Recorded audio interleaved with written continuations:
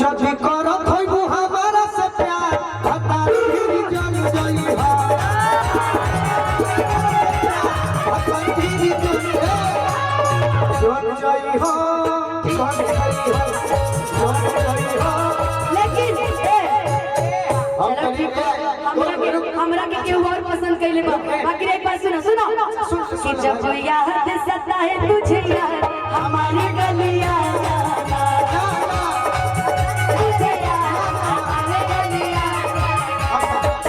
भोजपुरी में कैसे का हम लाजे लहजे नहीं कह नहीं तो आज अच्छा चीज बोलिएगा जब करो थोइबू हमारा से प्यार हतार फिर जल जई हो हमारा से प्यार हतार फिर जल देखो परिसोन एगो गांव बा विकी भैया परिसोन आ परिसोन के मेहरारू भी बड़ी लयदार होली सो कुदर बेट बजा दी है सो डांडा के ढोलको बनो अरे जन जई हो तो जब करो थइबू हमारा से प्यार हतार फिर जल जई हो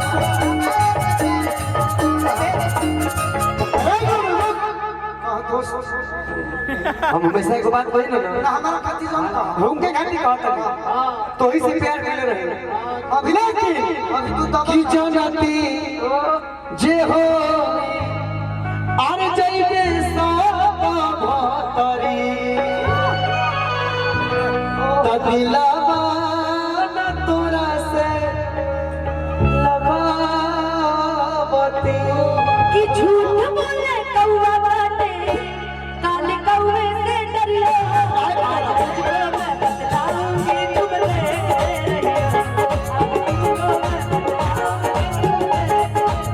तू तो बता रुको अगर झूठ बोली तो हमारा क्रिया खा जा क्रिया खा जा क्या क्रिया खाए कि हमसे प्यार ना कर शिवलिंग नहीं शिवलिंग के क्रिया खा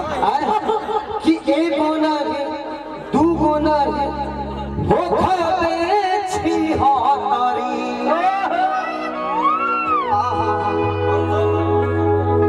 हम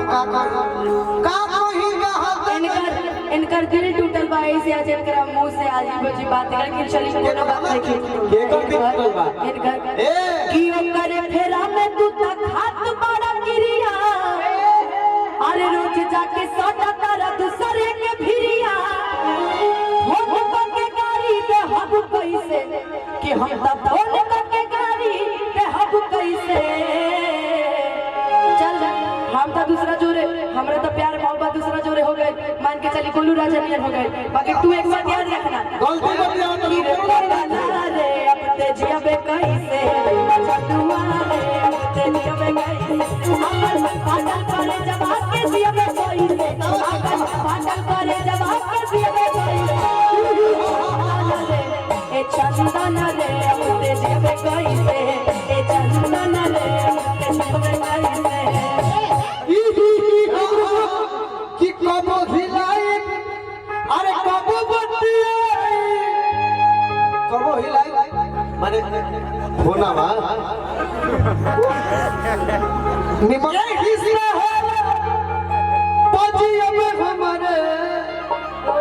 अब छोड़ के चले गए तो है ना उपाय बा अभी सब छोड़ के चले गए तो कौन उपाय बा अब ना तुम्हारी धरा फोटो तड़े तुम्हारो फेर में नहीं की हम फेरा में रही हां लोग ये लड़के बहुत शरीफ है हां सुना मित्र सुदामा मित्र सुदामा आज तक गोलू राजा के फेरा में दुनिया लगल बा लइका चाहे लड़की तोरा विश्वास नहीं खेल देख लगल भाई लड़ तो ही सुघा फेरा में लइका लगल लड़की प्यार बाकी ना हां तो टिक्की ले ले तोरे फेर में कौन बारे अरे टिक्की बा और ये कैसे तो मर जाए या कड़ी जाए तो मर जाए हट बात कह दे बोल यार हम मूड में नहीं खेला था मैं खिसिया जाती सब के तरी बोल जाला कि जाई नहीं हो कर रोवत लोग छतिया फाटता हमारा अनुपमा के बड़ी दिन गीत संगीत में बात चली बहुत कुछ भई बहस भई लेकिन आज चंदन भी सब बुझत काहे काहे तू का खिया देलू का कहत के घर में सबसे नहीं खेमी सब कम लेके तनी इज्जत करता ये बात समझिए। अच्छा इज्जत लड़की है तब तो काहे हिलावे के अगर लड़की सुन पहले ने बतिया सुन असत बदरी वाला वो भी सब इज्जतदार शब्द है बताओ अकॉर्डिंग टू सिचुएशन है हमारे बतिया सुन बोलो पगला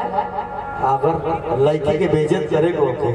तो ओकर शरीर के एगो अंग लेकिन आज तारा तू कमी नहीं के छोड़ले बड़ा बानो। एगो बात जान लिया ना बेटा कि हाय रे पाई प्यार काहे होला कि हाय रे पाई प्यार काहे होला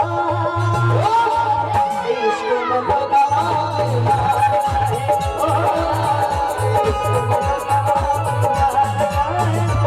इश्क में लगा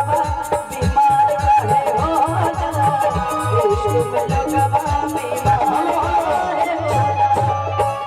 यानी कि तारा प्यार भई रहे। अरे छोड़ ना प्यार आज सब होती है मसाला बताइए कुछ अगले कार्यक्रम गीत की संगीत हो गई सब बुझाता है जे दुख गाली हंस छठे के दिन प्यार भई रहे कि ना मुअत रहू कि ना जियत रहू कि ना हमार कहना बा कि कबो अनुपमा को हंस कबो चंदन को हंस कबो अरे हम तो कहते बा कि भाड़ तू आओ इधर आओ आइए से बारी बारी से देखो 1 2 3 तीन नाम तो चलता है आप भी जानते हैं सब पूरा भोजपुरी समाज पे आते नहीं हैं भाई और वैसे चलता है चलेगा गीत संगीत होके आवा बोलो